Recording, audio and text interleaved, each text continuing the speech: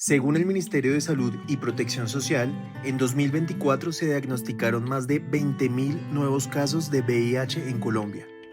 Aunque las cifras demuestran una tendencia creciente en los diagnósticos, para nadie es un secreto que este tipo de enfermedades siguen siendo tabú en nuestra sociedad.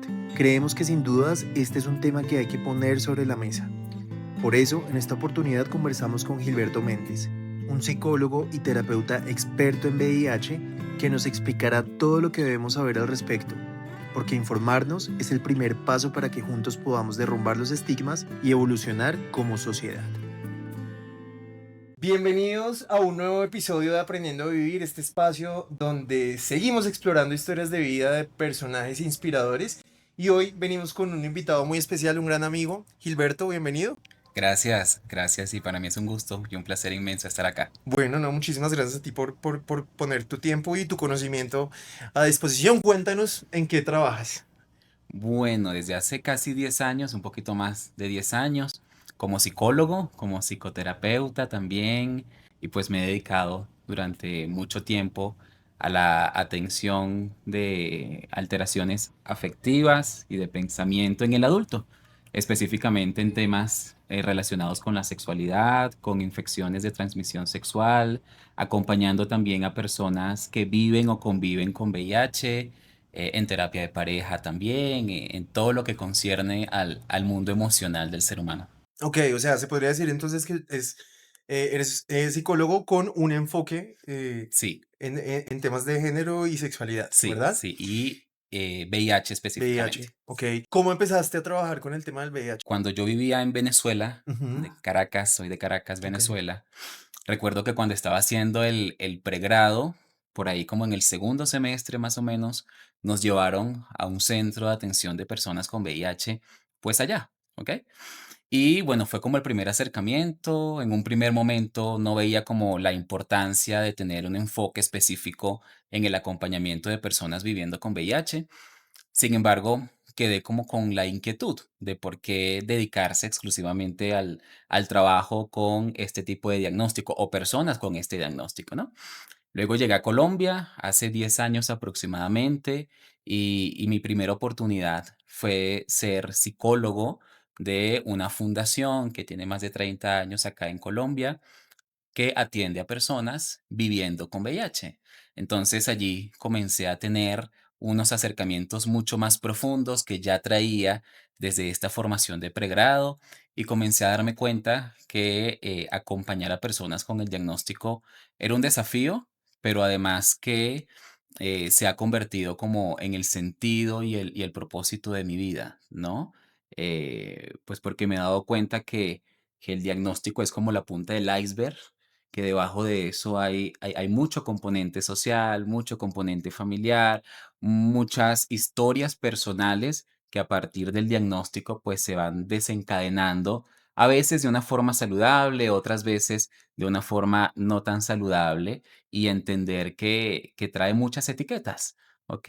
Y que implica también un conocimiento específico para no aumentar las culpas, no generar mayor malestar del existente ya pues en las personas, ¿no? Entonces a partir de allí comencé a atender a menores de edad viviendo con VIH, posteriormente a personas en contextos de vulnerabilidad social, ¿sí? Como personas habitantes de calle, personas que ejercen el sexo por supervivencia, personas también víctimas de abuso sexual o violencia sexual que trajo como una de las tantas consecuencias el tema del VIH en sus vidas, privadas de libertad o personas también privadas de libertad, y pues hasta que finalmente ya en el quehacer privado particular me he dedicado pues al acompañamiento de parejas o personas que no necesariamente, que es uno de los grandes estigmas, ¿no?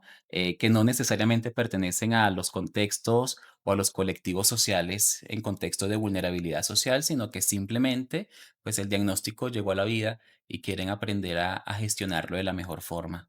ahí tocaste una palabra que me parece vital y que es un poco el sentido de este episodio y es el estigma, ¿no? Es desafortunadamente creo que a pesar de que estamos en una era donde la información está al alcance de la mano, muchas veces hay temas que obviamos o que pasan por delante de nosotros, pero nunca los vemos porque a veces no los queremos ver. Y Claro. uno de esos es el VIH, el SIDA, las enfermedades de transmisión sexual. Y creo que esta es una oportunidad para hablar del tema, para ponerlo sobre la mesa y para educarnos con respecto a esto. Entonces, me gustaría también que tú, desde tu experiencia, nos des casi que un ABC del VIH y del SIDA para que juntos podamos de alguna manera romper esos mitos que existen y que muchas personas de pronto no tienen cierta información, que tal vez con esto pues les podemos ayudar un poquito. Entonces, hablemos un poco sobre esas cosas básicas que hay que saber sobre la enfermedad.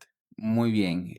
Fíjate, yo me he dado cuenta que a pesar de toda la información que hay en redes sociales, siempre está la necesidad latente.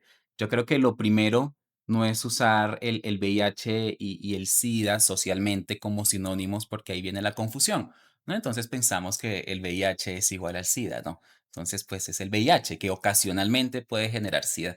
Entonces, el VIH es un virus que forma parte de los retrovirus que cuando ingresa al cuerpo afecta el sistema inmunológico. Eso es el VIH, Ujú, ¿ok? Que cuando el diagnóstico es tardío o cuando ya está en una fase avanzada de la infección puede ocasionalmente generar SIDA, que SIDA pues no es el virus, sino que es un síndrome, es decir, es un conjunto de signos y de síntomas cuando ya pues el sistema inmunológico está debilitado. Muy bien, entonces yo siempre lo muestro como, listo, como una casa con puertas y ventanas abiertas, que cualquier cosa, persona, ladrón, en este caso el cuerpo, enfermedades, pues llegan más rápidamente al organismo, ¿no? Entonces el virus de inmunodeficiencia humana, VIH y SIDA son conceptos diferentes que no es sano socialmente manejarlos como sinónimo porque no todo el que tiene VIH tiene SIDA, pero el que alcanza la fase SIDA es porque ya vive con VIH, ¿ok? ujú, ok. Y parte del proceso de estigmatización social también se da cuando, y esto desde hace muchísimos años, ¿no? Incluso el VIH era considerado parte de una peste rosa, de un cáncer rosa, cuando a nivel mundial se pensaba que solamente afectaba a personas o mujeres con experiencias de vida trans o personas del colectivo social LGBTIQ+, ¿no? Y eso se fue arrastrando con el tiempo hasta que, pues, actualmente todavía existe unas falsas creencias.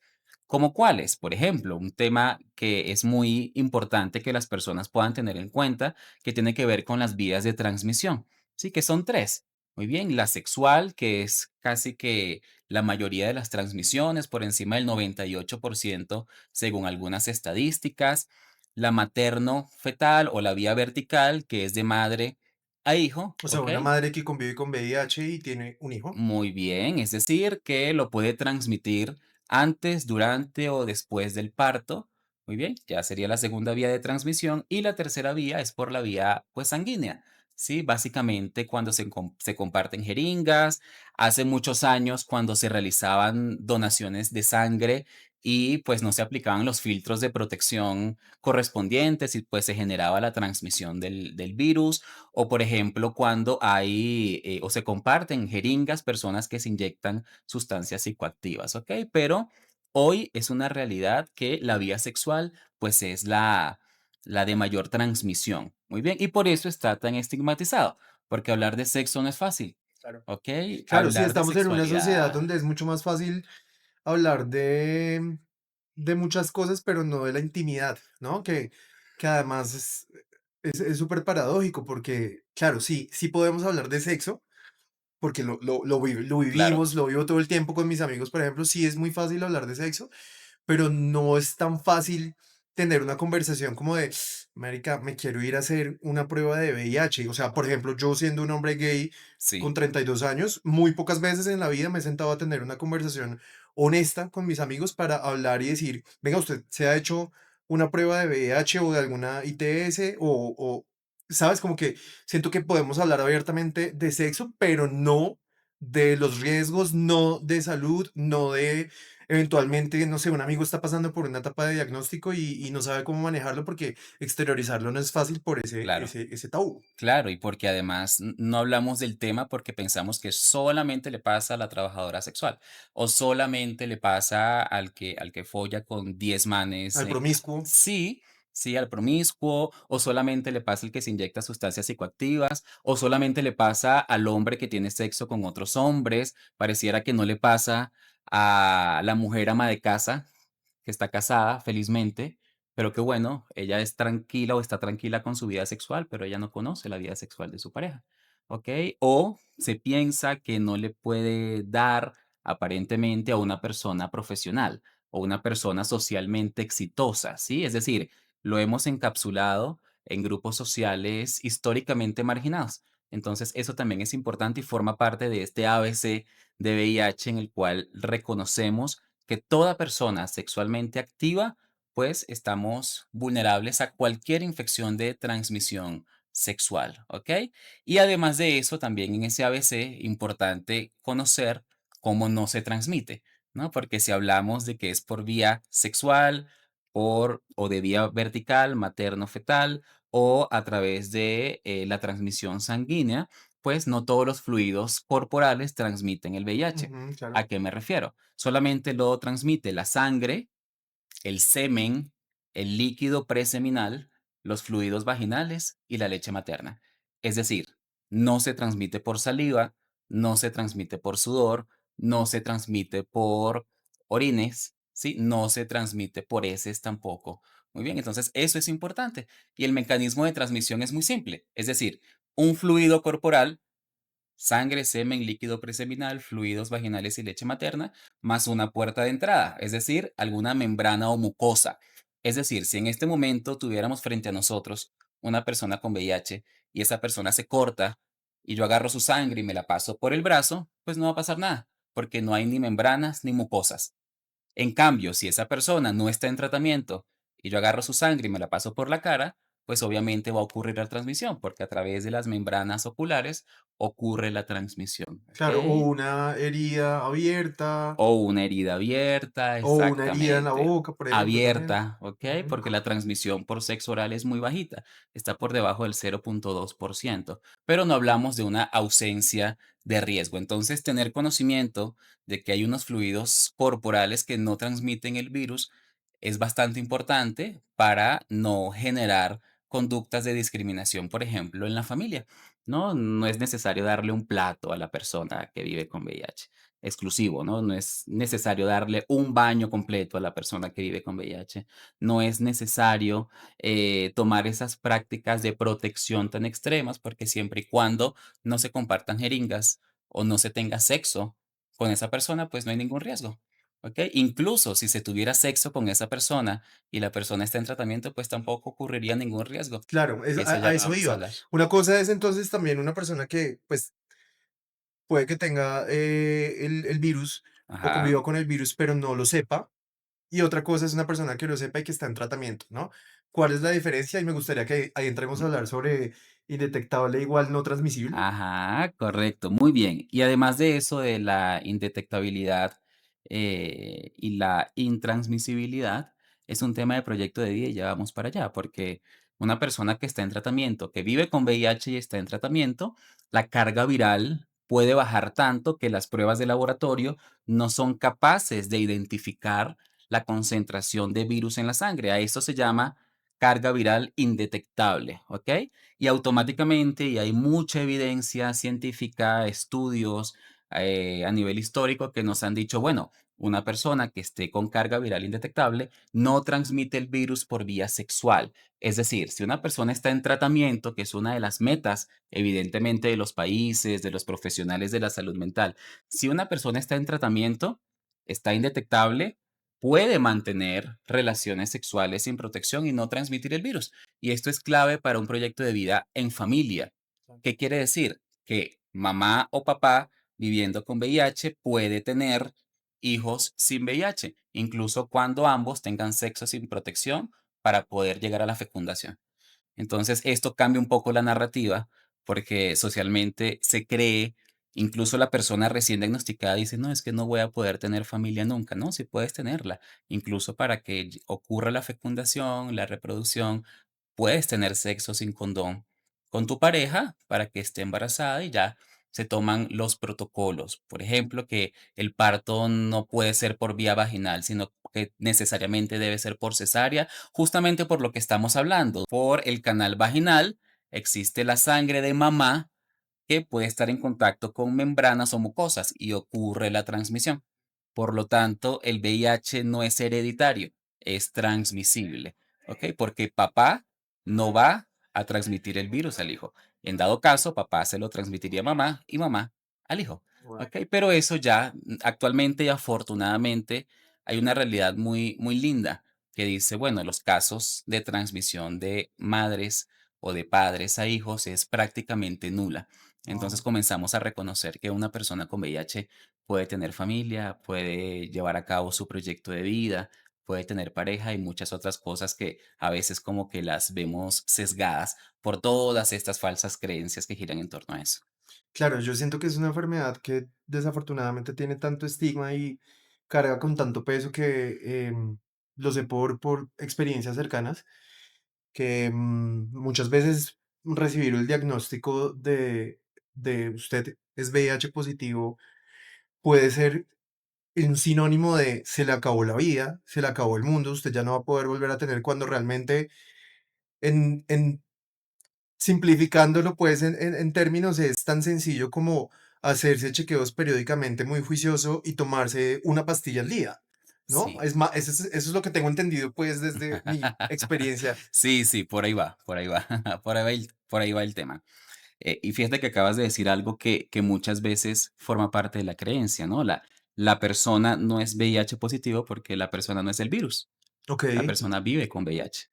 O sea, la forma correcta de decirlo es Una persona con una VIH. persona con VIH. Claro, lo que pasa es que socialmente se dice la persona seropositiva o la persona VIH positiva. No, la persona no tiene acá, la persona no es un virus. Claro. La persona es un ser humano con un virus, ¿ok? Ajá. Y eso también es importante porque muchas veces, incluso profesionales de la salud, al momento de develar el diagnóstico o de informar el diagnóstico a una persona, comienzan a generar algunas etiquetas que pueden ser sutiles, sublimes, incluso normales en el lenguaje médico, pero que yo los recibo en consulta y resulta que eso comenzó a profundizar la estigmatización, ¿no? Y cuando una persona recibe el diagnóstico, pues depende de muchas cosas también cómo lo afronta, Claro. ¿ok?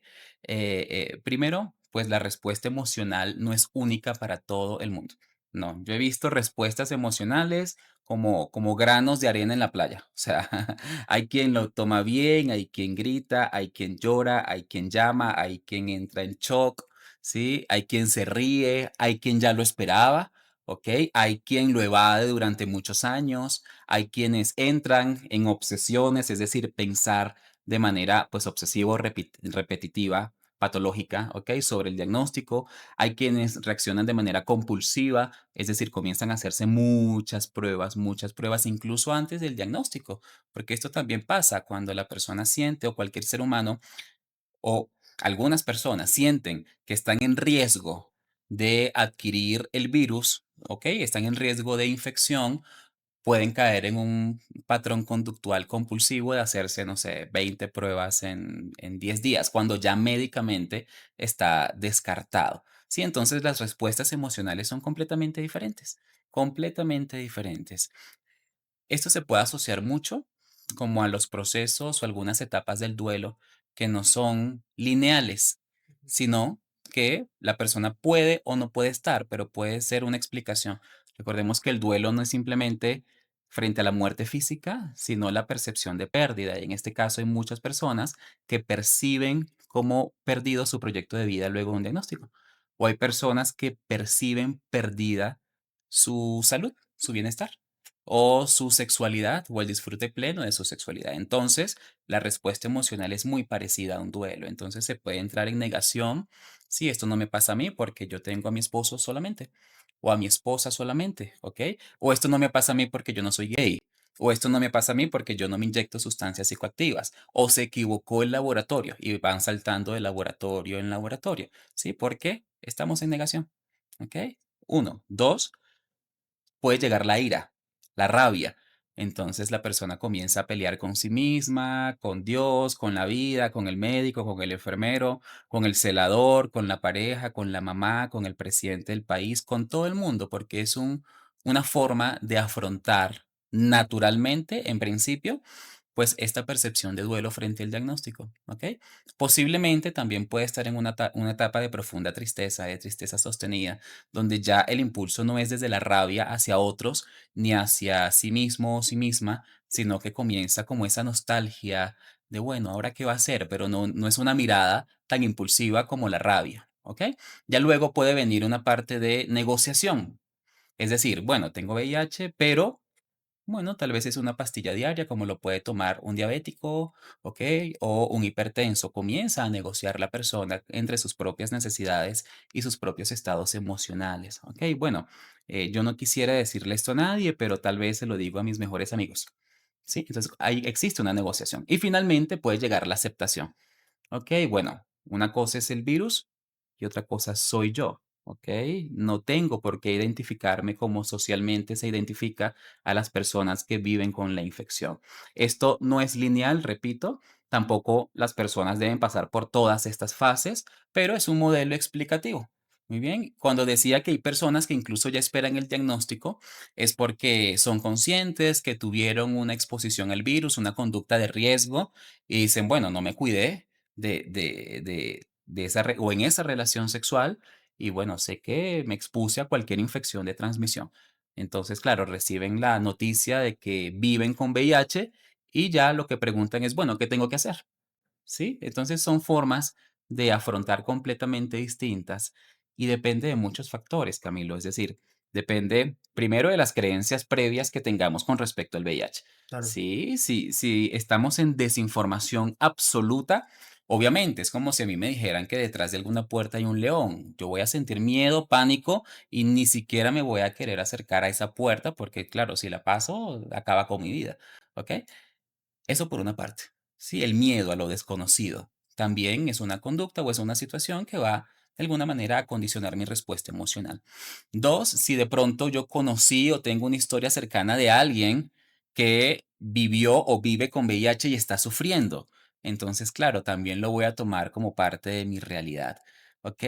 Las redes de apoyo también son importantes. Una persona que cuente con redes de apoyo no lo va a afrontar de la misma manera que una persona que se siente sola, que está sola, por ejemplo, un migrante que está en otro país con este diagnóstico, ¿ok? Dice, bueno, y aquí como que, ¿qué o a quién puedo yo contarle? Entendiendo que ninguna persona que vive con VIH está obligada a contar su diagnóstico.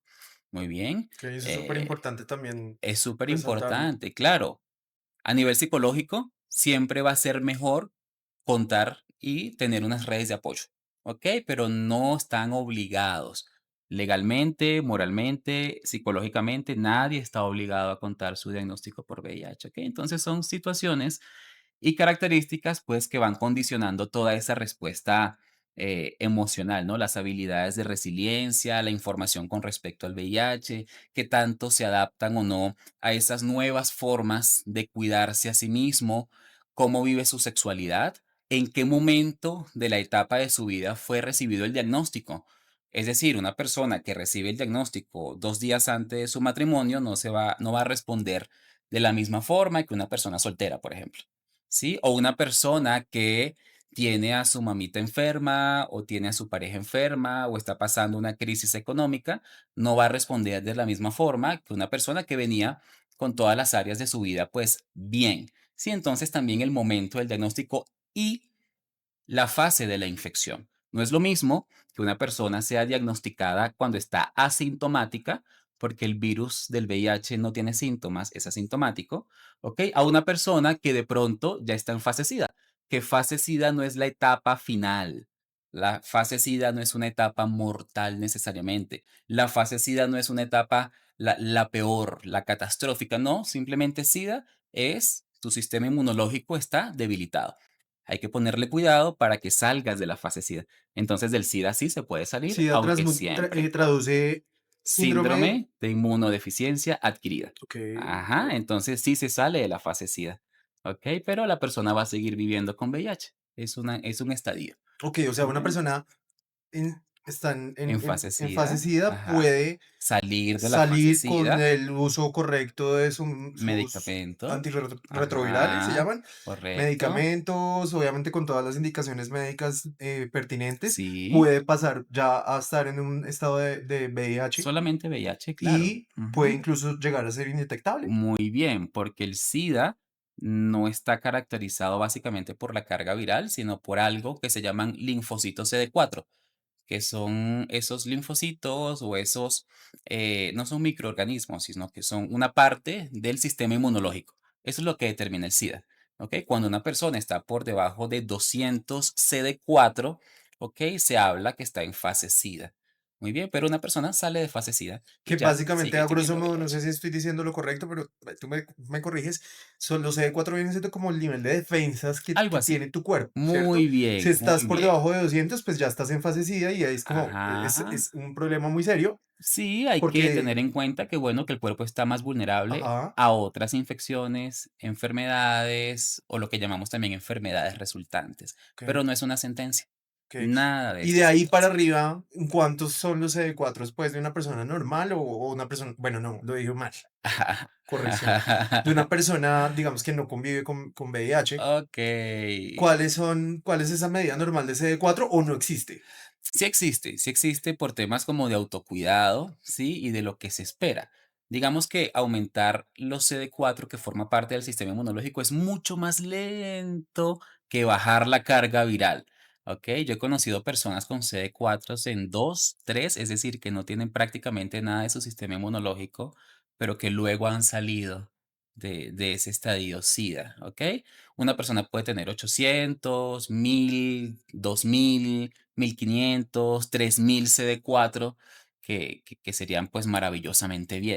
Creo que hay algo importante también que vale la pena mencionar y es que históricamente esto ha hecho parte también de un movimiento social o la batalla que también ha librado en parte la comunidad LGBT. em, y es como no solamente luchar contra ese estigma, sino que l- también ser testigos un poco del avance que ha tenido la salud puntualmente sobre este tema. Entonces, ¿a qué voy? A que no era lo mismo ser diagnosticado en los 80s, por ejemplo, que incluso las series hoy en día Sí, nos lo muestran como ujú, Pose y demás. sí, Era como una sentencia de muerte, o sea, es como, oye, correcto. pues te vas a morir. Hoy en día ya la situación es muy distinta, ¿no? O sea, hoy en día es básicamente te tienes que someter a un tratamiento, si tú lo Ujú, decides, ¿no? sí, sí, Y, y existen también otras alternativas incluso para prevenir el contagio, como el PrEP. sí, sí. Entonces, también me gustaría como que hablemos un poco de eso. Sí, claro, es que la realidad es completamente distinta. Yo actualmente atiendo algunos pacientes míos, ¿sí? Que fueron diagnosticados hace más de 30 años. Wow. Y lo que me comentan específicamente es que en ese momento de su diagnóstico se tomaban 20 o 30 tabletas diarias, ¿no? Y obviamente, pues como todo fármaco y más de 20 o 30 tabletas diarias, el desgaste físico era mucho más visible y podía asociarse normalmente con sufrimiento. ¿Ok? Claro, es la persona que se le ven los huesos, que está muy delgada, que se pone amarilla. Aparte de eso, la TBC o la tuberculosis también. Entonces es la imagen del aislamiento en una habitación, pasándole la comida por debajo de la puerta. Aparte de eso, pues que una de las enfermedades resultantes en algunas personas, ¿no? Que también tenga como una suma de algunos factores, puede ser el cáncer. Entonces, bueno, se asocia la tuberculosis, más la persona moribunda, pero en ese momento sí era así, ¿no? Porque obviamente no estaba tan avanzado todo este tema de la ciencia. Hoy no es así, ¿ok? Es decir, que si vemos una película o un documental que nos muestra esa imagen, así lo fue. Hoy es completamente distinto. Hoy nadie diagnosticado con VIH, pues lo va a aparentar. ¿Sabes? Es decir, vemos y muchas personas en nuestro entorno pueden vivir con VIH y si no lo dicen uno ni cuenta se da, ¿ok? Porque físicamente no coincide con esta imagen de la cual estamos hablando. Y la ciencia ha avanzado un montón, ¿sí? Ha avanzado primero en las pruebas diagnósticas. Ahorita hay pruebas en saliva, pruebas rápidas de cuarta generación. ¿Qué significa de cuarta generación? Bueno, que tienen como un plazo de unos 14 días para evaluar el riesgo o identificar la infección en el cuerpo. Es decir, si hoy tuve yo una relación sexual con una persona sin protección, con una persona con VIH y me llega a transmitir el virus, esa prueba en 14, 15 días máximo ya me está dando un resultado 100% confiable de que, bueno, si es positivo o si es negativo. Ya si es negativo, ya lo puedo descartar. O sea, quiere decir que si yo Anteriormente, tengo una situación de riesgo, ajá, ¿cierto? sí, Lo ideal sería esperar esas 2 semanas más o menos. para hacerse una prueba de cuarta generación. Ok, Ok, sí, las pruebas de tercera generación son de 90 días. Es decir, que si me hago una prueba de tercera generación, va a evaluar mi riesgo solamente desde hace 3 meses hacia atrás. ¿Por qué? Porque existe algo que se llama periodo de ventana, que es justamente esto a lo que estamos haciendo referencia, que es ese tiempo en el cual el cuerpo produce la cantidad de anticuerpos para VIH que cualquier prueba lo puede detectar. Entonces, de cuarta generación son 14, 15 días y de tercera generación son 3 meses. Es decir, que si hoy tengo una relación sexual y mi pareja o yo le pido a mi pareja una prueba de amor y que se haga la prueba mañana, pues ni tanta prueba de amor es, porque hay que esperar al menos 14 o 15 días en el mejor de los casos, ¿no? Si no, hasta 3 meses. Entonces hay pruebas en saliva, muy bien. Incluso acá en Colombia hay droguerías que ya las están vendiendo. Hay autotest, ¿sí? Donde la persona se puede hacer su propia prueba. Están las pruebas de laboratorio, están las pruebas rápidas también. En temas de tratamiento, actualmente se busca simplificar el tratamiento para que la persona se tome una sola tableta. ¿Ok? Hay otros casos que se pueden tomar 2 tabletas. Muy bien, pero eso garantiza precisamente el control del virus en el cuerpo. Muy bien, y hay muchas otras cosas en tratamiento, en prevención también, ¿ok? Hemos aprendido, y es válido también, que bueno, uno de los métodos de barrera con mayor efectividad es el uso del preservativo masculino, el condón, ¿ok? Pero actualmente está la PrEP. ¿Qué es la PrEP? Es la profilaxis preexposición. Es una tableta, un retroviral que la persona que no vive con VIH se la puede tomar y así tenga relaciones sexuales con alguien que vive con VIH y que no está en tratamiento por vía sexual, pues no va a adquirir el virus. Y esto es maravilloso. También en temas emocionales y proyecto de vida. Si hay una relación de pareja llamada serodiscordante o serodiferente, ¿qué significa? Que una persona vive con VIH y la otra persona no vive con VIH, pero la que vive con VIH está en tratamiento y es indetectable, y la que no vive con VIH está tomando PrEP, obviamente pueden tener una vida completamente normal y el disfrute de su sexualidad completamente normal. Entonces, en temas preventivos también hay un avance estupendo. Yo soy defensor de la PrEP al 100% porque además en términos emocionales hace que pues podamos estar mucho más tranquilos, mucho más confiados. Y si a esto le agregamos el uso del condón, el uso del preservativo, pues hay una cobertura prácticamente total de prevención de la adquisición del virus, ¿no? Y esto, por ejemplo, lo que hemos estado hablando, hablamos de una transmisión sexual, ¿ok? Convencional, porque recordemos que también hay transmisión por VIH producto de violencia sexual. Hablemos que también hay transmisión del VIH por otras vías, tal vez no tan voluntarias, por llamarlo de alguna forma. Por ejemplo, acá en Colombia, por todo el tema del conflicto armado, hay muchas transmisiones de VIH por vía sexual, pero a través de violencia. ¿Ok? Entonces ahí eso no significa que la persona no viva con todo el peso social, ¿no? Que le podemos atribuir porque aparentemente la persona es promiscua, es gay, es transexual, se inyecta drogas, lo que sea, ¿no? Porque además a nadie le interesa cómo la otra persona vive con el virus o se le transmitió el virus, ¿ok? Pero hay otras realidades también tan sensibles, tan significativas como estas. Por eso decía que hay tantas respuestas emocionales como granitos de arena en la playa y hay tantas situaciones que son completamente diferentes. Claro, la estigmatización nos lleva a generalizar, que psicológicamente eso se llama distorsiones cognitivas. Es decir, nos vamos al todo o al nada. Si es gay, va a tener o tiene VIH. O sea, no todos los gays tienen VIH, pero socialmente pensamos que si no tiene, lo va a tener, porque todo gay vive con VIH. Toda persona trans vive con VIH, ¿sí? Y así vamos, fortaleciendo de manera negativa o reforzando estas falsas creencias, sin tener en cuenta lo que mencionábamos hace minutos, pues que la madre cabeza de hogar también está en riesgo, que el hombre heterosexual también está en riesgo, que la persona que solamente tiene o está teniendo su primera relación sexual, pues también está en riesgo. ¿Ok? Aquí lo más importante es considerar que existen más tipos de prevención, pero voy a hacer énfasis en dos. Una prevención primaria y una prevención secundaria. ¿Ok? Una prevención primaria que hace referencia justamente a tomar conductas o hacer lo necesario para prevenir la infección. ¿Sí? Muy bien. Pero también existe una prevención secundaria, que es que la persona que ya vive con VIH esté en tratamiento, ¿ok? Para prevenir algún tipo de enfermedad que deteriore su calidad de vida. Entonces, ¿cómo se hace la primera prevención? A través de métodos de protección o de alternativas de prevención como la PrEP en este caso, El PrEP, ¿sí? uso del condón. PrEP y uso del condón. Muy Ujú. bien.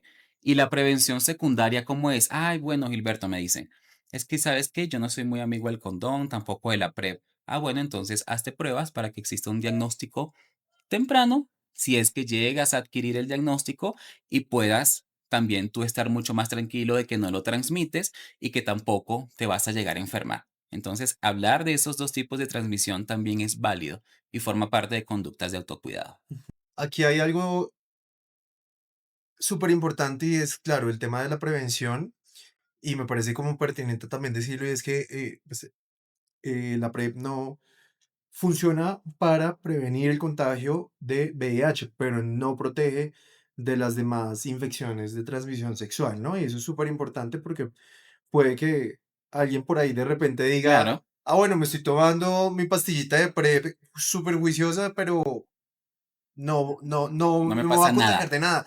Y no es así tampoco. No, la PrEP solamente genera prevención para el VIH, no para sífilis, ni para gonorrea, ni para hepatitis, ni para VIH, ni para VPH, ni para clamidia, no, solamente VIH, ¿ok? ¿Cuántas enfermedades no, infecciones de transmisión sexual Hay existen? más de 15 realmente, Ok, hay más de 15, cada una con sus subcategorías. Hay unas infecciones que sí son contagiosas, el VIH no se contagia, el VIH se se transmite. transmite. Okey, porque si se contagiara, cualquier persona con VIH estornuda y todo el sitio termina infectado con VIH, contagiado con VIH, ¿ok? Se contagia, por ejemplo, el COVID, del COVID-19, eso se contagia, ¿ok? ¿Por qué? Porque es a través del contacto, en este caso de saliva, que viaja por vía aérea. El VIH, por lo tanto, no se contagia, se transmite a través de las vías que acabamos de mencionar y a través de los fluidos que acabamos de mencionar, ¿ok? Entonces, la prevención primaria de VIH, sí, PrEP, muy bien, uso de preservativo, pero también el tema de la detección temprana es importantísima, Claro. porque se puede hacer frente con tratamiento y mejorar pues la calidad de vida de las personas. Y todo esto más allá, aunque esto que estamos hablando es sumamente importante, obviamente no puedo dejar a un lado pues toda la parte emocional, ¿no? Las creencias, autoestima, autoconcepto, la gestión de la ansiedad, el miedo, el proyecto de vida, ¿ok? Que eso para mí es sumamente importante y que hay situaciones que no pasan por la razón. ¿Y a qué me refiero con esto? Por ejemplo, una persona que esté diagnosticada con VIH puede caer en el extremo que ya lo mencionaba, de buscar tanta información, pero ¿de qué le sirve la información si sigue quedando paralizada frente al miedo, se sigue aislando, se sigue maltratando a sí mismo? O sea, eso no pasa por lo racional. O sea, no. Hay personas que sí mejoran sus estados emocionales a partir de la razón, pero yo he identificado que es una pequeña parte de la población. Detrás de eso, el VIH también puede venir a detonar situaciones que ya estaban pasando previo al diagnóstico, ¿no? Temas de imagen Ujú. corporal, de ansiedad, de depresión, de trastorno obsesivo compulsivo, de trastorno afectivo bipolar, de maneras de evitar el malestar emocional también, formas de evadir ¿ok? Aquello que nos mueve internamente, hacerle frente a las dificultades. Es decir, el VIH, la punta del iceberg, como mencionaba, ¿no? Que en este caso el tema que nos convoca es el VIH, pero muchas veces es el cáncer, muchas veces es la enfermedad autoinmune, muchas veces son cardiopatías, otras veces son temas de diversidad funcional, y tantas otras cosas. Ujú, Pero de nada sirve tomarse el medicamento si emocionalmente la persona está quebrada, ¿ok? Porque eso influye también en la respuesta inmunológica del cuerpo. Entonces, hay personas que se toman el tratamiento, pero no le suben los CD4. Y dice, pero ¿por qué? ¿Qué estoy haciendo mal? Claro, y el tema es que esa culpabilización se convierte en el talón de Aquiles del sistema inmunológico, ¿ok? Y por eso no avanzan, por eso se sienten deteriorados y la cabeza, que a veces no es buena consejera, comienza a contar historias también muchas veces irreales, ¿no? Porque lo que yo he identificado en personas con VIH es que lo peor que puede pasar ya está pasando en la mente. ¿Ok? Y eso es importante. ¿Por qué? Porque la persona dice, nadie me va a aceptar con VIH, no voy a poder tener pareja, más nunca voy a poder tener sexo sin condón, se van a enterar en mi trabajo, ¿cómo hago? Voy a hacerle daño a mi esposa, a mi esposo, a mis hijos, a todo el mundo, ¿sabes? No voy a poder cumplir mis metas y mis sueños. Y le digo, bueno, eso es una realidad en tu cabeza. ¿Por qué? Porque no tiene por qué ser así. No, Gilberto, es que me voy a morir. Yo le digo, yo también me voy a morir. O sea, eso, cuéntame algo nuevo, mm, ¿ok? En cambio, que te mueras por causas asociadas al VIH ya es otro cuento que no necesariamente corresponde a la realidad, ¿ok? Entonces viene toda esta parte de emoción y cuando decimos, bueno, si hay tanta información y ahora más con la inteligencia artificial, si hay tanta información, ¿qué pasa que las personas siguen tratándose muy duro a sí mismas? ¿Qué pasa que ese diálogo interno sigue siendo muy violento, pero no una violencia de afuera hacia adentro, sino una violencia que está en lo más profundo del ser, porque la persona, si no se gestiona, si no aprende, porque la buena noticia es que se puede aprender, termina convirtiéndose en su peor enemigo. La persona puede tener sus redes de apoyo, pero incluso puede llegar a un estado de autodiscriminación. Muy bien, y esto genera frustración, puede generar algunos cuadros clínicos cuando no se maneja de la mejor forma, ¿ok? Cuadro depresivo, una ansiedad mucho más patológica, alteración del patrón de sueño, algunas enfermedades somáticas, ¿ok? Porque a veces no siempre, lo que la boca calla, el cuerpo lo habla. Muy bien, y ocurre también un fenómeno interesante que se llama sesgo de confirmación. Es decir, al cerebro no le gusta la incertidumbre. Hay que partir de eso. Al cerebro le gusta la comodidad, la seguridad y tener todo fríamente calculado. Al cerebro no le gusta la incertidumbre, ¿ok? Cuando sentimos que a pesar de toda la información que manejamos, hay algo que no conocemos del VIH, la persona va a comenzar a buscar cualquier motivo para confirmar su creencia de que es culpa del VIH. ¿Ok? Entonces, le duele una mano es por VIH, se le cayó el cabello es por VIH, le duele el estómago es por VIH, sacaron al presidente es por mi VIH, aumentó el dólar es por mi VIH, me están viendo de esta forma es por el VIH. Comienza a buscar razones que puedan confirmar su creencia, ¿ok? O sea, si tengo VIH, se me va a notar. Entonces comienzan a buscar en todas las miradas del entorno, miradas diferentes que solamente están creadas en su cabeza para buscar confirmar eso. Lo mismo pasa con quienes no viven con VIH, pero tienen la ligera sospecha que esos casos, de manera interesante, en los últimos que este año yo creo que los he venido atendiendo un montón, que son personas que se obsesionan con las pruebas de VIH, ¿ok? Aunque médicamente está descartado. Y te estoy diciendo que la persona cree que tiene VIH porque abrió una puerta de un bar y no sabe quién tocó esa chapa, por ejemplo. Entonces se hacen 20 pruebas, 30 pruebas, entonces comienzan a enfermarse y todo es porque en su cabeza tiene VIH, aunque médicamente esté descartado. Muy bien, y su cerebro va a decir, esto es por VIH, eso se llama sesgo de confirmación, lo que estamos hablando. Porque el no sé o el decir no es por otro motivo, no, como no tengo la convicción, voy a buscar sí o sí la información que me confirme esa creencia, ¿no? Y esto ha generado mucho malestar, incluso cuando médicamente y clínicamente la persona no ha estado en riesgo o ya se descartó, porque se hizo una prueba de cuarta generación y resulta que la relación sexual fue hace 6 meses. Está súper más que descartado. Pero la persona comienza a pensar, bueno, ¿y si es la enfermera que no me quiere dar la noticia? ¿Ok? Y si la prueba se equivocó y comienzan a caer en esos rasgos obsesivos y compulsivos. Y ahí es cuando digo, no es a nivel de lógica, no es a nivel de razón, porque es sobre información. A veces hasta ellos me pueden enseñar a mí con información. Es a través de lo emocional. Es la vocecita, que la mía se llama mentirosita, ¿no? Mi ansiedad se llama mentirosita. A veces me dice cosas, pues que yo elijo si creerle o no creerle. El pensamiento se vuelve un monstruo gigantesco. Hay un enfoque en la psicología que se llama terapia de aceptación y compromiso, o terapias contextuales que nos dice, bueno, no vamos a eliminar el malestar, sino vamos a aprender a relacionarnos con él. Sí, es como si cuando vamos por una autopista y no sé, cae una gran roca en medio de nosotros. Okey, ¿a uno qué le interesa? Bueno, mover la roca, no eliminarla y hacerla polvo, para que uno pueda seguir su camino, ¿cierto? Así también pasa con esto. No lo eliminemos, sino que vamos a darle el lugar más sano dentro de la vida para que tú puedas seguir tu camino hacia lo que para cada uno de nosotros es valioso. Y es un trabajo de todos los días. Es un trabajo de todos los días, porque a mí cuando me llegan a consulta es, ¿cómo hago para sentirme bien? Yo le digo, ¿sabes qué? Hoy no te vas a sentir bien.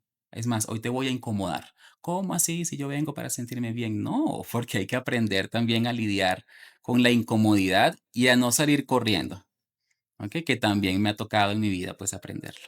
Claro, sí, y esa es la gran importancia de poder tener un acompañamiento que, bueno, sabemos que eventualmente hay personas que no tienen como los recursos Ujú. y las posibilidades para hacerlo, pero si uno de verdad está en la capacidad, pues hay que prestarle atención al tema psicológico, porque claro, finalmente, eh, si después de un diagnóstico, por ejemplo, tú Sí. sabes qué es lo que tienes que hacer, tomarte tu medicamento, Sí, empezar a alimentarte mejor, que sí, influye bastante, sí, hacer influye. ejercicio, en Sí, general tener un estilo de vida un poco más sano, pues claro, ya sabes que esa parte está controlada, pero si psicológicamente se te está saliendo de las manos, claro. pues ya tienes que entrar a buscar ayuda, un Ay, acompañamiento. sí, pero ¿sabes qué? Eso se dice muy fácil.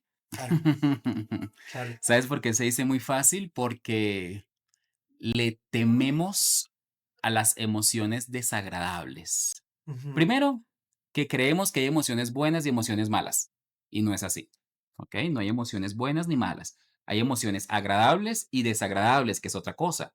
La tristeza no es mala, pero es desagradable. ujú, La alegría no es que sea tan buena, pero es agradable. ¿Por qué digo que no es buena? Porque si nos dejamos llevar siempre por la alegría, típico del enamoramiento, comenzamos a embarrarla. Entonces, ¿cuál es el mayor error? Que se casen, te conozco hoy y me caso a la semana porque me dejé llevar por la alegría. Entonces, no es que la alegría sea tan buena consejera siempre, pero pues es rica, es agradable y también es legítimo poder sentirlo, ¿no? Pero aceptar nuestras fragilidades no es tarea fácil. Hay dos maneras de aprender. Por experiencias de otros, ¿ok? Como la tarea de este podcast. sí, Y por la propia experiencia. Ok, qué bueno sería que a través de historias de terceros, ciertamente nos inspiremos y generemos cambios, pero lamentablemente o afortunadamente, no sé, sin etiquetas, sin juicios, escuchamos y no juzgamos, ¿cierto? Hay personas que aprenden solamente cuando les pasa y cuando tocan fondo. Es sí. otra forma también de aprender. Cada uno elige cómo aprende, Claro, y ¿no? al final todo el mundo, o sea, todos vinimos a esta tierra justamente a eso, y ese es el nombre de este podcast, Aprendiendo a Vivir, porque, Sí, claro, todos estamos descifrando cómo aprender lo que nos tocó venir a aprender. Puede ser un diagnóstico sí, de VIH, puede ser una situación cualquiera claro, de la vida. económica, social, Ujú, política, tantas cosas, ¿no? Pero en esta decisión a lo que voy para aprender o para, digamos, salir adelante eh, frente a un diagnóstico de VIH, porque lo escucho todos los días, lo que va a marcar la diferencia es dos cosas. ¿Qué hago con esto y cómo lo voy a vivir? O sea, ¿qué hago con esto? Listo, recibiste tu diagnóstico. ¿Qué vas a hacer? vas a llorar, te le vas a lanzar de un puente, vas a llamar a la persona que amas, vas a pelear con Dios, vas a pelear con la vida, vas a recordar que no sirves para nada o vas a recordar que eres valioso o valiosa, vas a comer de más, te vas a meter en el mundo de las sustancias psicoactivas, vas a aumentar el consumo del cigarrillo, ¿sí? Vas a comenzar a comprar cosas sin la necesidad de comprarlas, justamente. Eso es que voy a hacer. ¿Sí? Y lo otro es cómo lo voy a vivir. Pobrecito yo, por mi culpa, por mi culpa, por mi gran culpa, es que confié, es que la vida, es que a mí nada me sale bien, es que justamente en este momento de mi vida cuando todo se estaba poniendo en orden, o es que esta es la gota que derramó el vaso, o el agua de ese vasito cuando ya está a punto de desbordarse. ¿Qué voy a hacer con esto y cómo lo voy a vivir? Son dos cosas, dos preguntas, que cada uno es libre para poder identificar cómo las responde, ¿no? Ujú. ¿Y ahí Hay cuál sería el escenario ideal? Es que no existe escenario ideal. ¿Por qué? Porque cada ser humano es completamente distinto, ¿sabes? Hay escenarios sanos y escenarios poco sanos, eso sí. Ujú, ujú. ¿Ok? Lo ideal o lo más sano, porque ideal es llevarlo a un terreno que yo no soy muy amigo de idealización, ¿qué debería ser? ¿Ok? Claro, sí, como si fuera lo bueno, lo Sí, malo. no, no, no, no, no. Sí, sí, Aquí sí. cada quien tiene la libertad de elegir. Ajá. Entonces elegimos qué es lo más sano. Entonces, frente al qué voy a hacer, tiempo y permiso. O sea, tómate el tiempo para gestionar y para identificar qué es lo que estás sintiendo en este momento y cuáles van a ser las decisiones que vas a tomar hoy y desde hoy por el resto de tus días.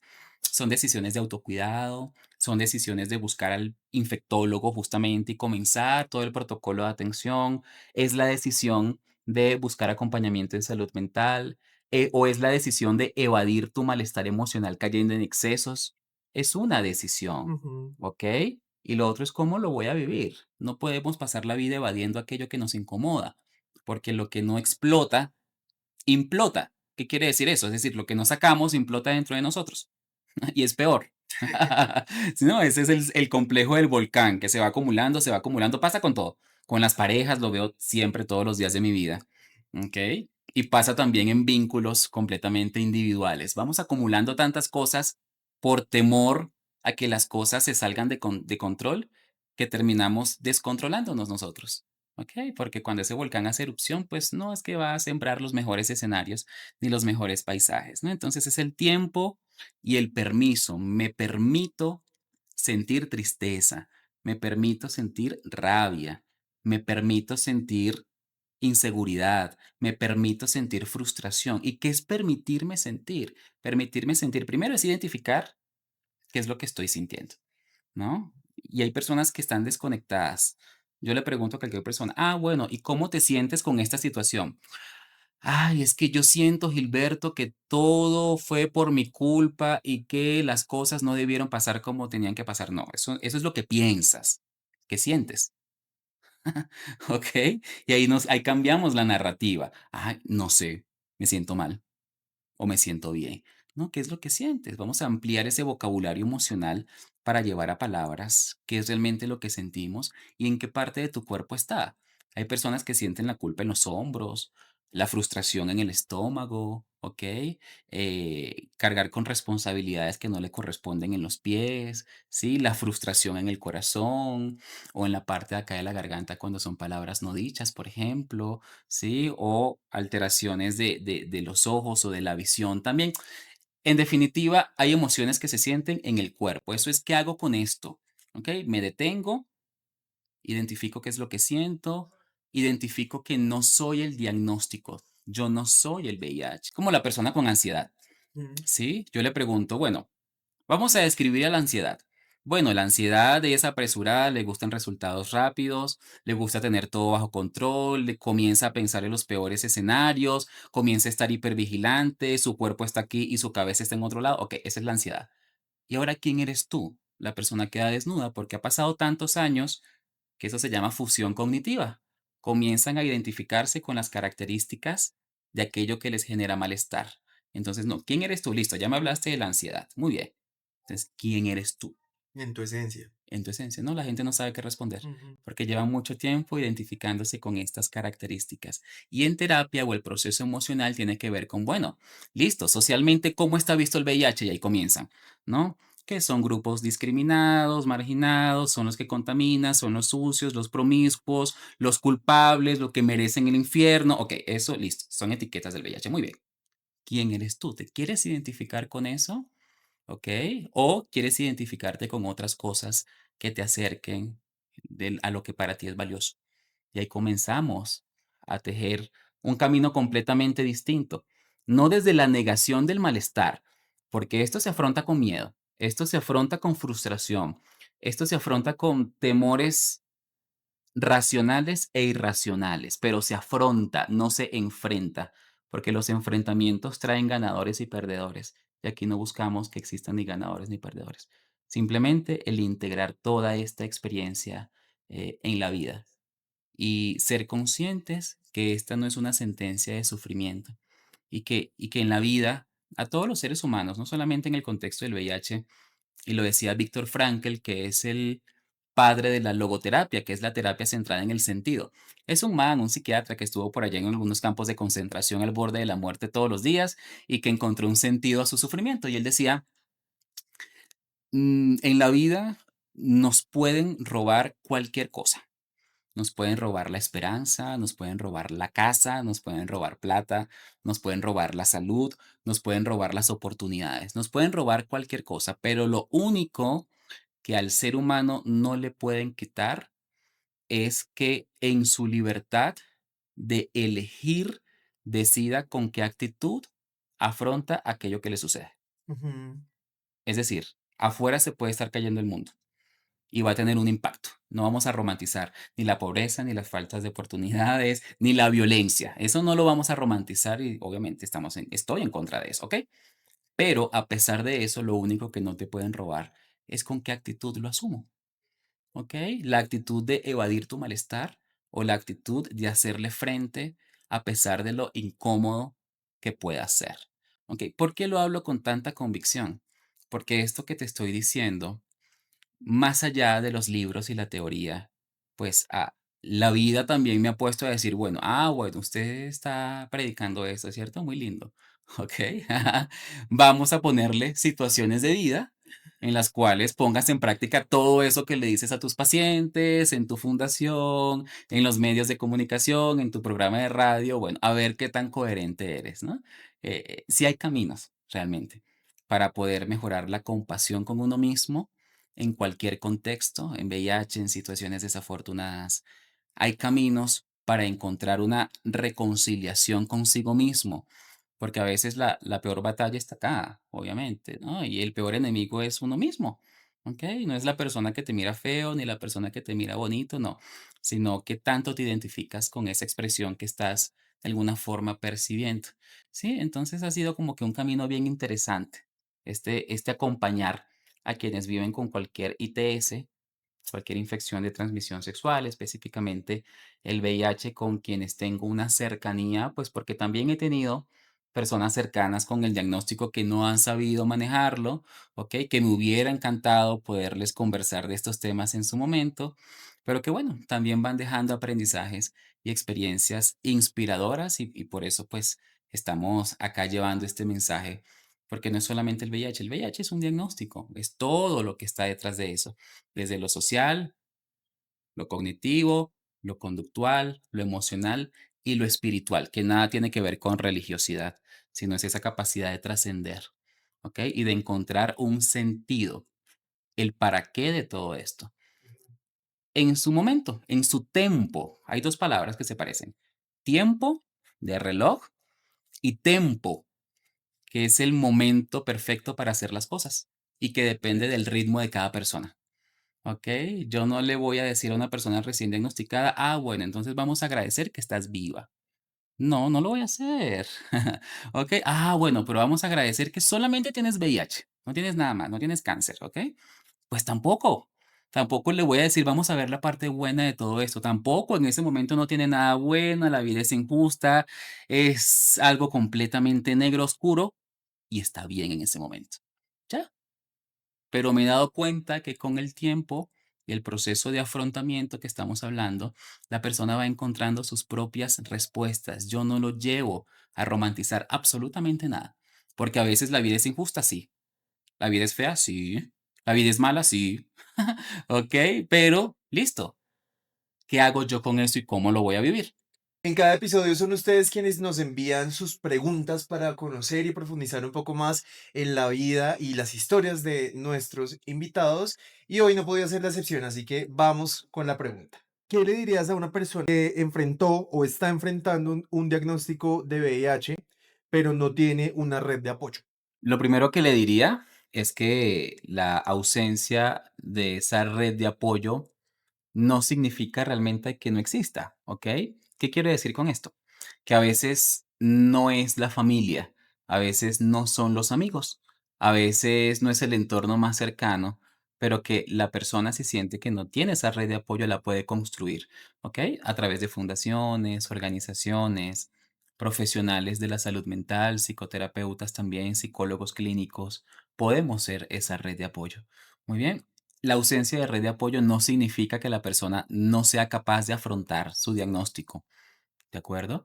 Pero que si lo puede contar a personas que realmente impliquen un apoyo y pues no tengan unas consecuencias negativas, incluso cuando la persona se sienta preparada de poder hacerlo, que la develación de ese diagnóstico a estas personas realmente represente un factor de protección, es decir, que la escuchen, que la comprendan, que la entiendan o que simplemente estén presentes, ¿ok? La red de apoyo se puede construir actualmente y la magia digital nos ha permitido también conectar en la distancia, Claro.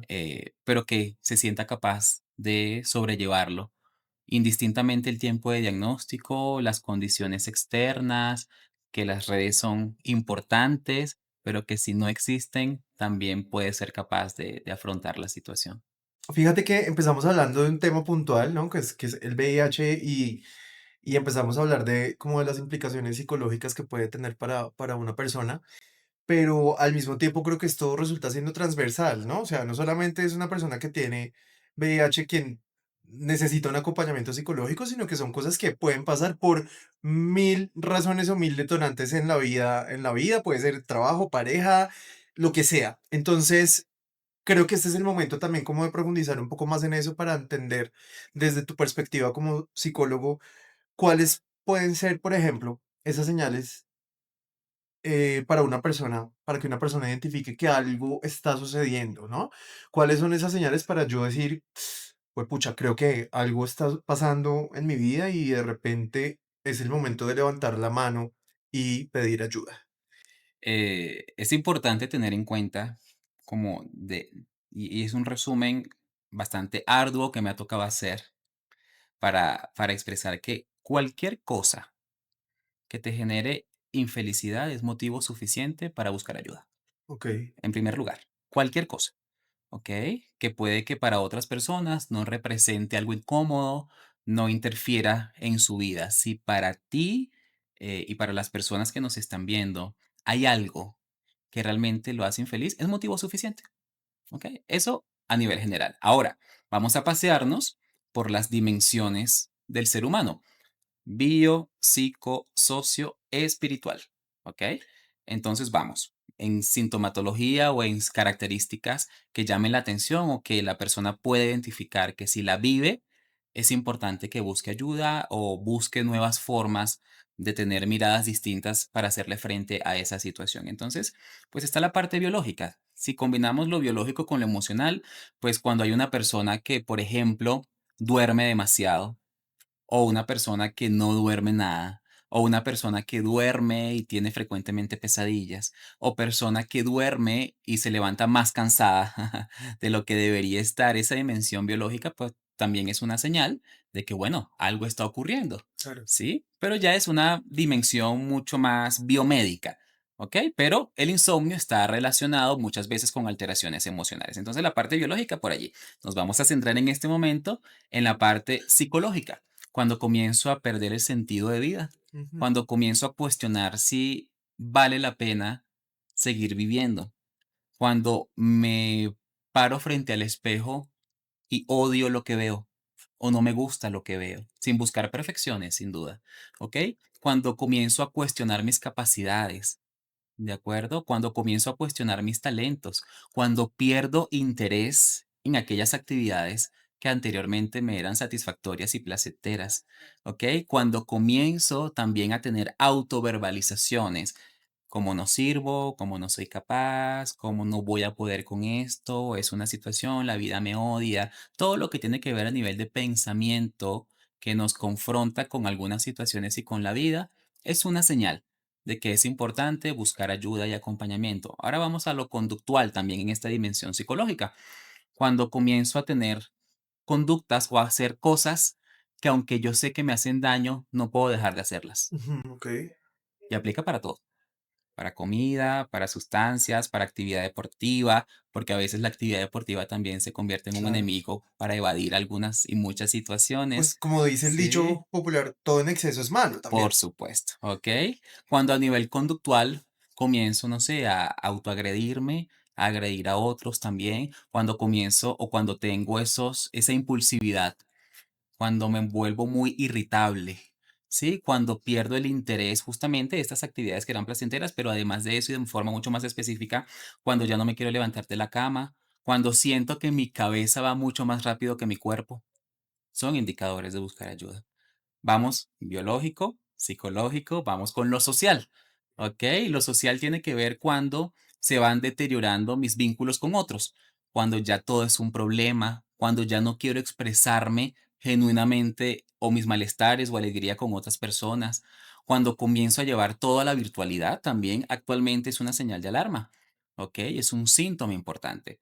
Y lo espiritual tiene que ver no con religiosidad, sino con la pérdida de ese sentido, es decir, no sé para qué vivo, no sé por qué vivo, no sé para dónde va todo esto. Eso es lo espiritual. Muy bien, entonces, en estas dimensiones del ser humano, lo puedo resumir. Si hay algo que te genera intranquilidad o infelicidad, es motivo suficiente para buscar ayuda. Porque tampoco es necesario estar en la inmunda o estar tocando fondo. Claro, No claro. es necesario llegar a ese extremo. Sí, en ¿Ok? definitiva creo que ese era como el objetivo también de la pregunta y es hacerle caer en cuenta a las personas que no hay que estar en la inmunda, no hay que No, estar en el fondo del no. abismo para levantar la mano y pedir ayuda. O sea, hay que aprender también a identificar como esto que nos acabas de decir para, pues, para tratarnos también con un poquito más de amor y levantar la mano y Sí, pedir ayuda. Está muy sí, bien pedir ayuda, está muy bien. es necesario aprender a pedir ayuda.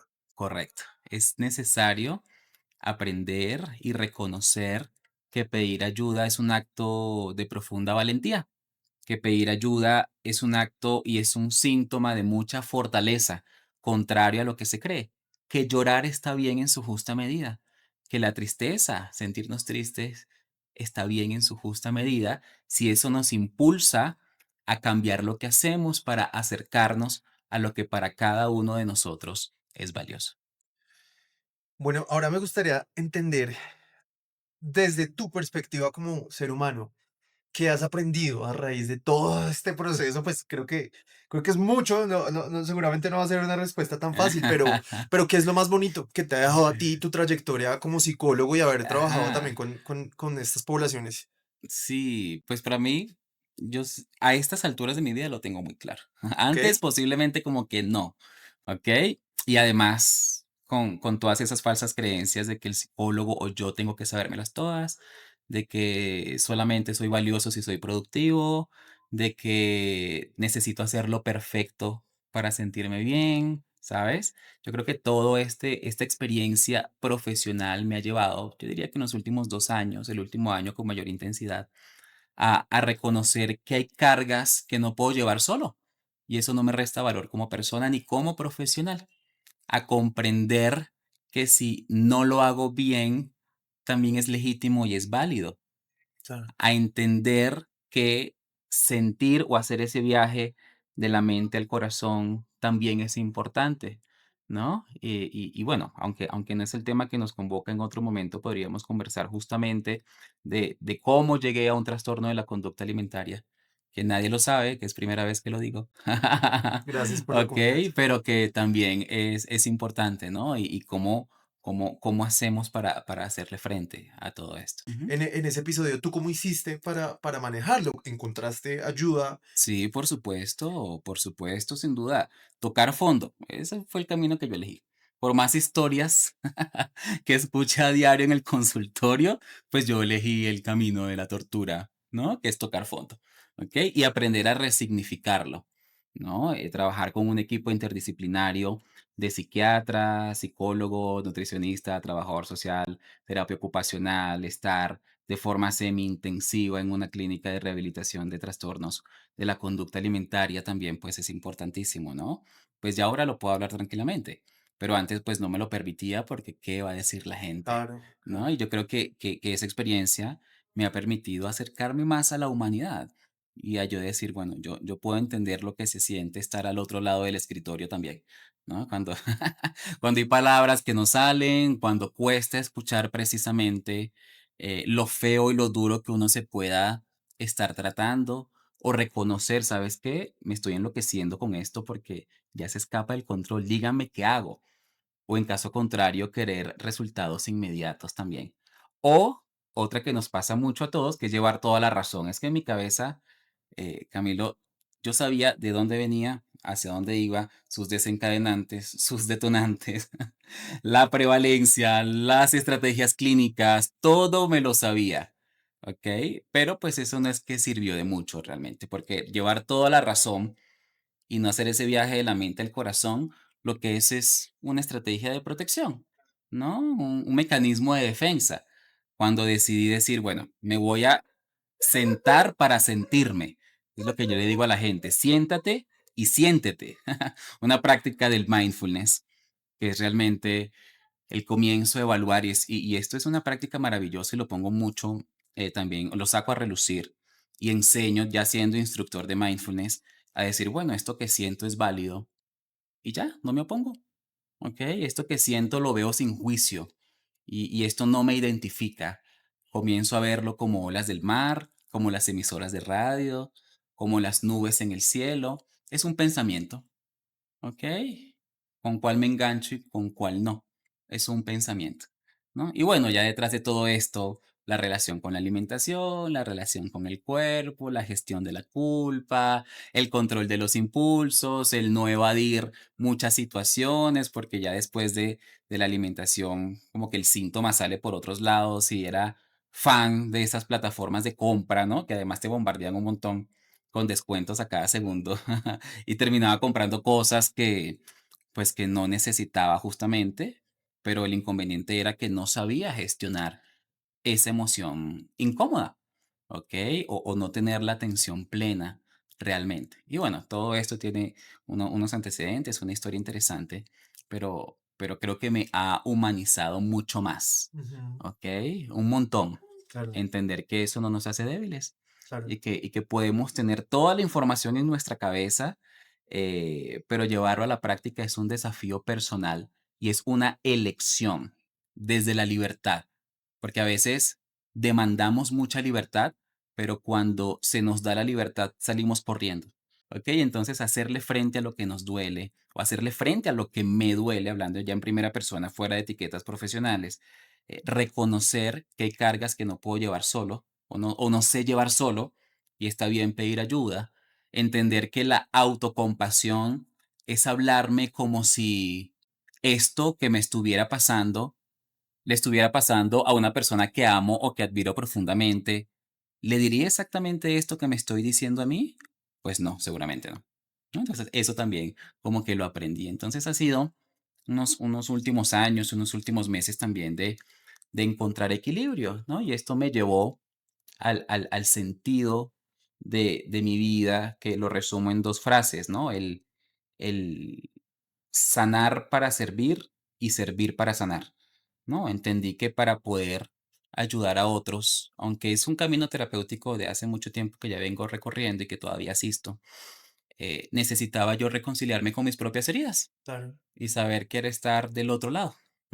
¿Ok? Y esto, sin duda, terminó convirtiéndome en mejor profesional, en teniendo mucha más ética, mucho más autocuidado en todo sentido. Entonces siento que ha sido un camino posible y que pues era el camino que me tocaba elegir, que me tocaba vivir. Soy profesional, pero también soy ser humano y sé que lo que nos conecta y lo que sana es el vínculo, más allá de cualquier estrategia, más allá de cualquier herramienta, es la comprensión de que somos dos seres humanos que nos podemos perder en cualquier momento de la vida. Entonces, es como mi abordaje. Yo creo que es por eso que las personas se sienten muy identificados con mi estilo de terapia, porque no la manejo en una jerarquización de yo sé más que tú, ¿no? Una en una, como en un proceso, en unas dinámicas humanizadas, ¿sí? Un encuentro entre dos seres humanos con esperanzas, con desilusiones, con experiencias traumáticas en la vida también, pero que yo tengo, he adquirido una linternita donde, bueno, listo, si nos perdemos, ahí vamos encontrando el camino, ¿no? Que nos permita volver a sí mismo o encontrar la luz, ¿no? Al final del túnel o la salida de esa mirada de túnel que podemos tener muchas veces. Me parece fantástico lo que nos contaste y te agradezco mucho también por tener la apertura de contar un poco sobre tu proceso. Creo que es muy valiente también uno de verdad detenerse y entender precisamente eso, que desde la vulnerabilidad todos no solamente conectamos como seres humanos, sino que podemos permitirnos también sentir y encontrar ayuda cuando sea necesario, que levantar la mano es de valientes, que es necesario y que Ujú.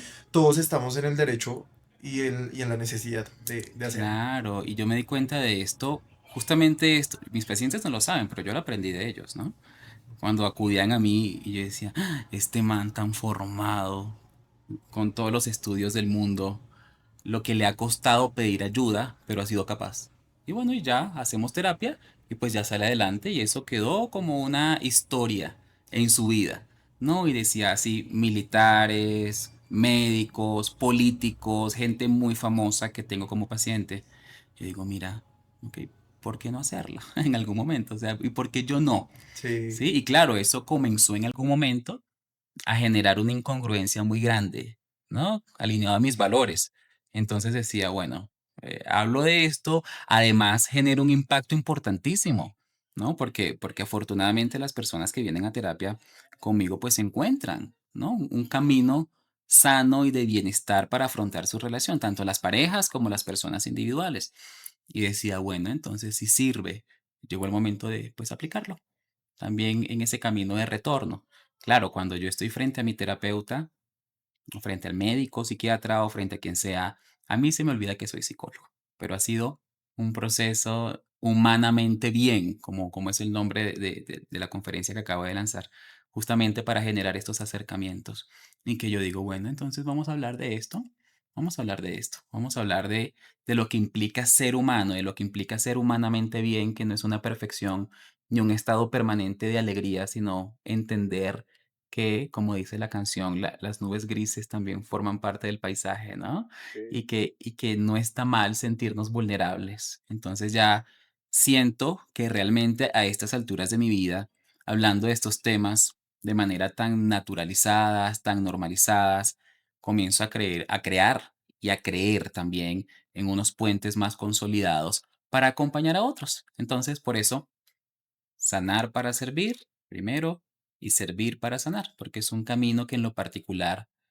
me retroalimenta profundamente. claro. Y desde allí, pues los resultados son evidentes en la vida de mis pacientes. O sea, que alguien se siente frente a mí a decirme es que tú no sabes lo que es hacerle frente al malestar emocional, créame que yo lo sé. Pero lo que sí es cierto es que para poder acompañar a otros, uno tiene que hacer las paces consigo mismo, no pelear, no ir en contra de eso, sino decir, bueno, estos son mis sombras, dirían algunos psicoanalistas. Estas son mis sombras, están y las reconozco. Por lo tanto, ya nadie puede usarlas en mi contra, ni yo mismo, ¿no? Y eso es importante. Y en la experiencia con VIH descubrí que de las personas viviendo con VIH que acuden a mi terapia, afortunadamente cada vez más en aumento porque implica que hay una confianza, que el problema de la vida no es morirse, sino vivir muriéndose. ¿Sí? ¿Y cómo se vive muriéndose?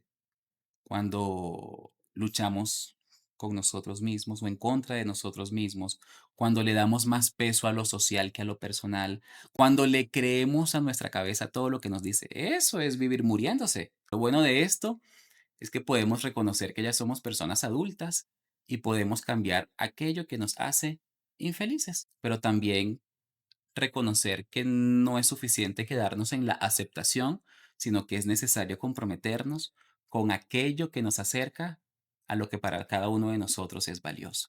Y lo bueno y lo maravilloso de todo esto, ya como para ir concluyendo la entrevista, es que existen personas como tú que se toman el tiempo y la molestia de estar en espacios como este para poder conectar con más personas y hoy te quiero dar gracias porque de verdad me voy con un montón de conocimientos nuevos, como que uno cree que sabe mucho sobre ciertos temas y realmente no. Entonces, muchas gracias por despejarnos tantas dudas y por darnos también tantas herramientas que estoy seguro que van a quedar resonando ahí en mi cabeza y en otras cabecitas. Entonces, muchas gracias de verdad por darnos todas esas herramientas y bueno, espero que podamos seguir trabajando, que podamos seguir haciendo cosas juntas porque para mí en este podcast es muy importante hablar de salud mental. Es muy importante que sea una herramienta también para otras personas. Y justamente es eso. Esa es la naturaleza de esto, que entre conversaciones podamos entender que todos estamos aprendiendo a vivir. Yo aprendo de ti, tú aprendes de mí y bueno, en la medida en que creemos esos vínculos, pues podemos seguir aprendiendo y creciendo juntos. Entonces, Gilberto, muchísimas gracias. Mi entera disposición, claro que sí, siempre. Muchísimas gracias de verdad Mucho y gusto. bueno, nada, ahí les dejaremos obviamente las redes de Gilberto para que quienes estén interesados pues también puedan conocer un poco más, ver tu contenido que es maravilloso, que de verdad soy tu fan. Se Entonces, hace el intento, se hace el intento. bueno, muchas gracias. Un Gracias. abrazo, por favor. Ay, con mucho gusto. Listo, corte.